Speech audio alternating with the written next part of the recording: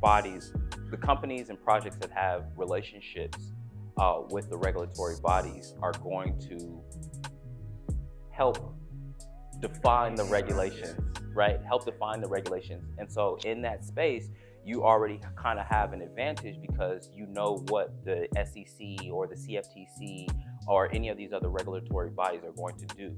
So when we start talking about NFTs, and now if they decide to look at them as securities, right? If they start to look at them as securities, if they start to look at these digital assets as actual value, there's going to be a lot of regulation that comes in place to make sure that that belongs to you. Yeah, I hear that. I don't want to all be recorded. I don't want to give too much evidence to the regulators. Because a lot of what they're saying is not really logically sound. The way of putting it. It's not logically sound for someone that believes in the ethos of crypto and blockchain. It's not logically sound in that sense. I mean, a lot of those things not logically sound true. What's a contract ecosystem that doesn't actually do contract? You're first. That's cool. But I'm going to take this a little bit different direction. Yeah. What do you guys think about tornado cash? So, the last panel was up here, which was talking about, legal regulation. There was totally watching was saying, okay, we need to be good stewards, and that's all great. But this technology has put us in a place where we've got conflicting underlying principles. On the tornado cash side, it's like, yeah, I don't want to facilitate human trafficking or money laundering and that stuff. But I also don't believe that a software dev can put together some software that has a legal use case, which you should be able to do. So that's some file transfer sharing law. Should somebody be facing down criminal charges? That's ridiculous. I don't know. I guess I say, all right, well, you guys go fight. Yeah, I really think my overall thinking is that the government should not deny the secure bad transactions. I know from the police force, the government considers you a terrorist first, and then you have to prove yourself, which they don't really need to go. They have to prove that you're a terrorist. Like killing, you're going to line tickets outside, like doing transactions. The government, you're that stuff. And that needs to change, but I know it's kind of difficult. It's blockchain started as a decentralized thing. So switching from centralized way of doing things to decentralized, and now in about 10, 12 years, we're heading towards centralization again. The blockchain decentralized, switching towards centralization, like I've heard some else, galleries, they're working with governments to develop identity, digital identity, and I'm like, right to the devil into your house, basically. So you're the company, you go to the government, and let's do this. You'll regulate, and I will do it for you, and then, I'm the victim. Yeah. So you go to them and ask them to be the victim. Working for the government, I know that, no.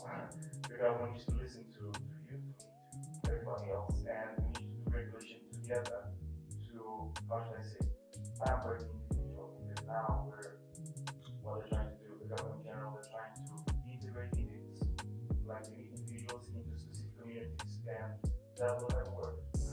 That's the thing. So we need to be careful, of course. We need to be careful how we do it and how we approach the situation with them, how we discuss with them, to avoid being charged. I blame everyone in this room. I'm going to be serious. I'm actually serious. I blame everybody in this room. You can't talk about how much money that you're making in blockchain and crypto, and your politicians don't get it. Pay the politicians. I'm saying that in terms of who's getting it right in terms of lobbying, in terms of making sure that there's regulation that benefits them. Coinbase, FTX. I mean, even though he was a sack of trash for what he did to the space, but the fact is that he made sure that the politicians were paid.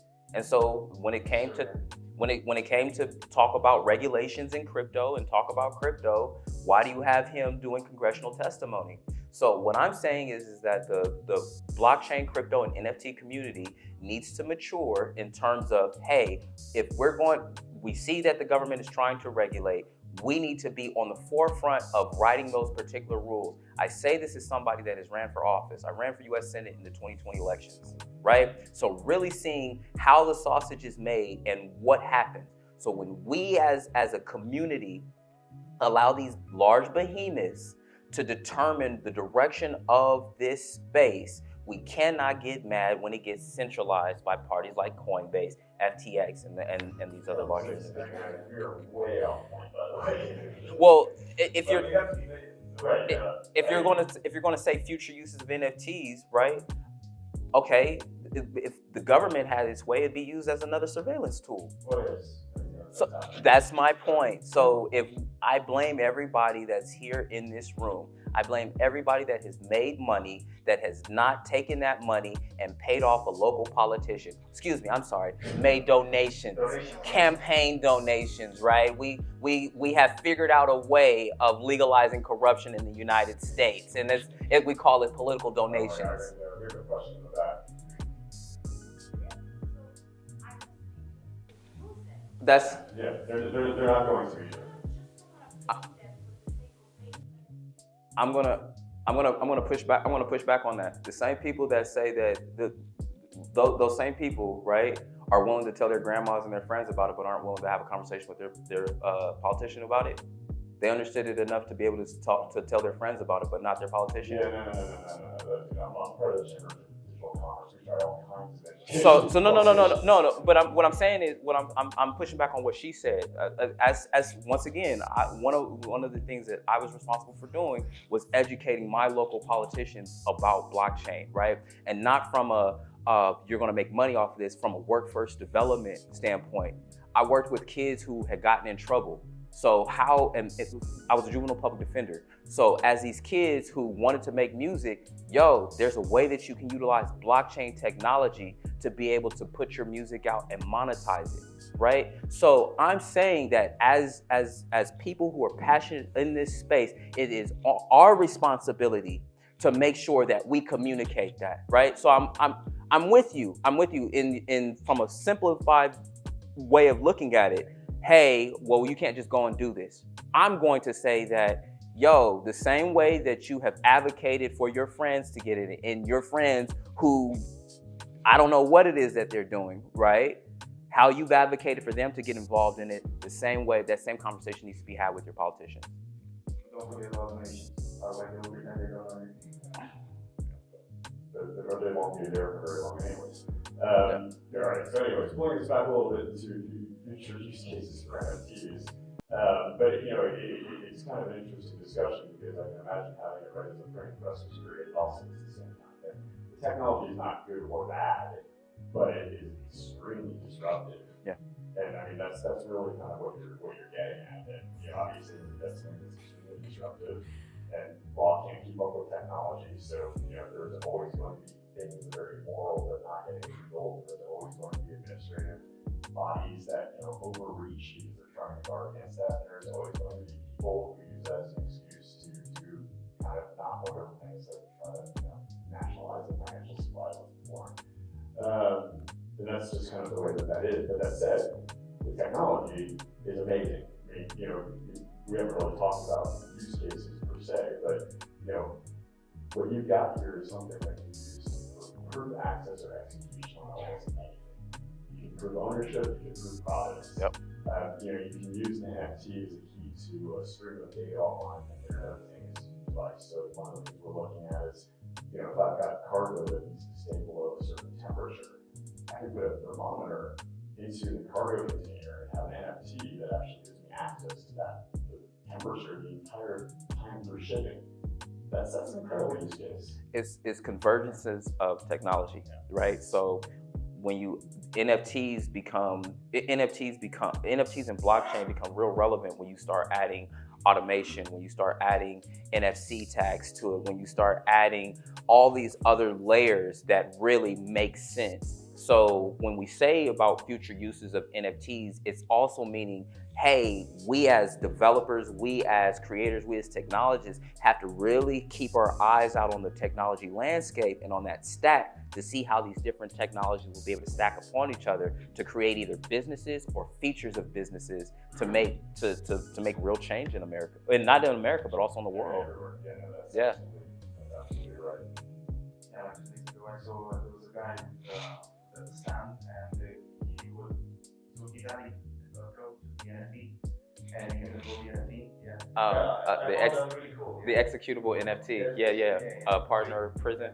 Yeah. So you use Web2 to modify the NFT. Yeah, the NFT is needed and everything, and but it has a code that actually can give it like certain attributes and stuff like that. And coming back to regulation, I think everybody as an individual, like you said, we need to relate to communicate with our politicians and try to actually go to the center of it, yeah, and actually contact regulators directly. Because so we're from London as well, and we tried with our company, the FCA sent an email to I don't know to everybody or came about, and we're asking us to if we want to participate in feedback on the regulation on blockchain.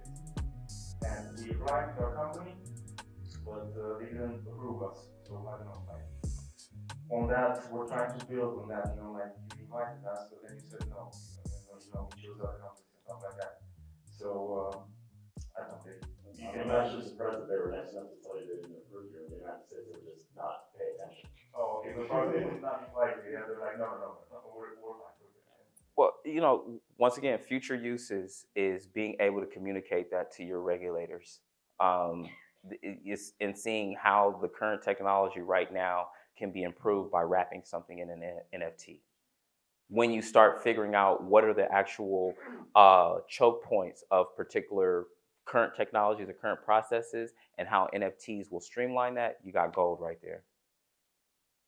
It's all like that. It is all like that. Do you have any questions from the audience? Just curious. In the spirited, wide-ranging discussion. Yes, sir. I just thought it was a really good conversation, and I think a lot of this, for thinking people, is in the back of everybody's mind.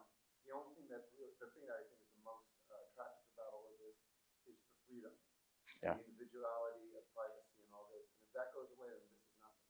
Yeah, so I think when you talk about talking to your government, I just think that all we have to do is just make sure we vote for people who believe in individuality and freedom, and I think that would be the key. Fund them.